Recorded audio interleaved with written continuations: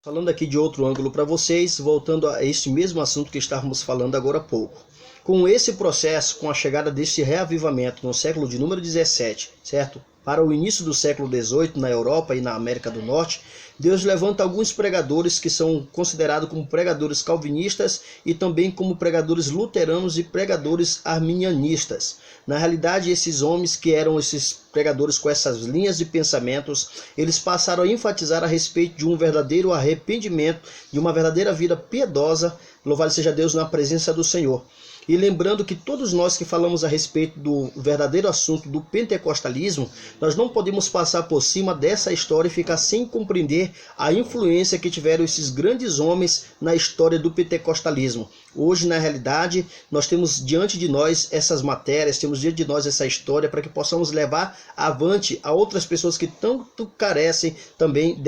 deste conhecimento para poder formar outros homens na palavra do Senhor e do nosso Senhor e Salvador Jesus Cristo de Nazaré. Então, lembrando que desses homens que Deus ele levantou, um deles foi o John Wesley e o seu assistente por nome John Fletcher. Esses homens tiveram uma grande influência e John Wesley foi um dos mais conhecidos, louvado seja Deus, e muitos pregadores da atualidade conhecem a respeito do John Wesley, que foi um homem que impactou de uma maneira muito grande a sua nação e o seu povo com a palavra pentecostal.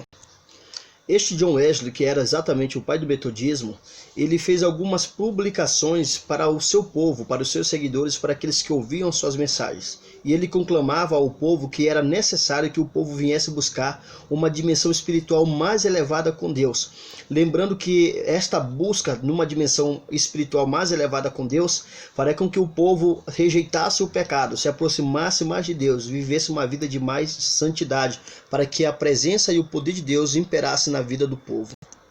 E lembrando, amados irmãos, que este pensamento do John Wesley era um pensamento muito correto e bíblico, porque na realidade nós sabemos que quanto mais nós buscamos a Deus, menos o pecado domina as nossas vidas. E estes homens, eles foram um dos grandes responsáveis por este grande movimento. Nós também sabemos do movimento que houve na América do Norte, na Rua Azusa, onde o grande mover do Espírito Santo aconteceu. E sabemos também que em nosso país, que estamos na América do Sul, nós temos como responsáveis pelo esse grande movimento do pentecostalismo os nossos pais, fundadores da Assembleia de Deus no Brasil, o pastor Daniel Berg e o Gunnar Wingre, e muitos outros que vieram após ele trazendo essa mensagem pentecostal para a igreja da atualidade. E nós temos muito bem e entendemos que este poder espiritual, esta intimidade que nós temos nessa dimensão espiritual maior que buscamos a Deus, nós observamos que o Espírito Santo ele interage em nossas vidas, afastando das nossas vidas o pecado. Nós bem sabemos que desde quando nós aceitamos a Jesus como Senhor e Salvador de nossas vidas, desde o primeiro instante o Espírito Santo já começa a operar uma vida de santificação em nossas vidas, fazendo com que nós venhamos abandonar o pecado e venhamos nos aproximar mais e mais da presença de Deus a cada dia e a cada instante.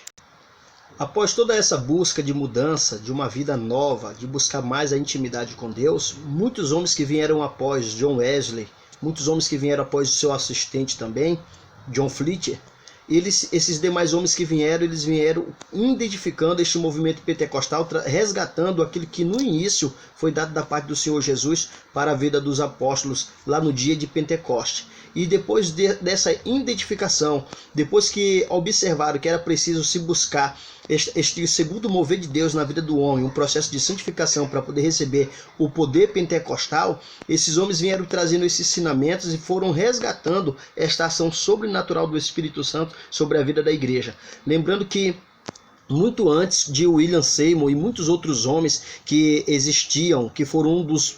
dos pais do movimento na América do Norte, já havia um homem que era da Igreja Batista, um homem que tinha por nome Charles Spurgeon. Esse homem, ele foi um dos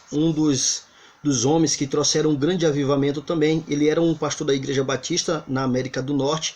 E esse homem ele veio muito antes do que eu já falei, muito antes de William Seymour, muito antes de Parham e muitos outros homens que faziam parte do movimento pentecostal. Esse homem, na sua casa que era simples, juntamente com a sua família, ele buscava a presença de Deus, e neste mover que havia na casa dele, esse movimento que havia na casa dele, era um movimento que tinha a ação das línguas estranhas, a glossolalia. E na realidade aquele homem, ele era um homem que vivia debaixo do movimento pentecostal, debaixo da unção de Deus, falando em muitas línguas estranhas, cheio do poder do Espírito Santo. E lembrando, meus irmãos, que nós precisamos resgatar este movimento. E lembrando que nós precisamos também, além de resgatar esse movimento, arrancar do nosso meio alguns tipos de ensinamentos que não tem nada a ver. O meu pastor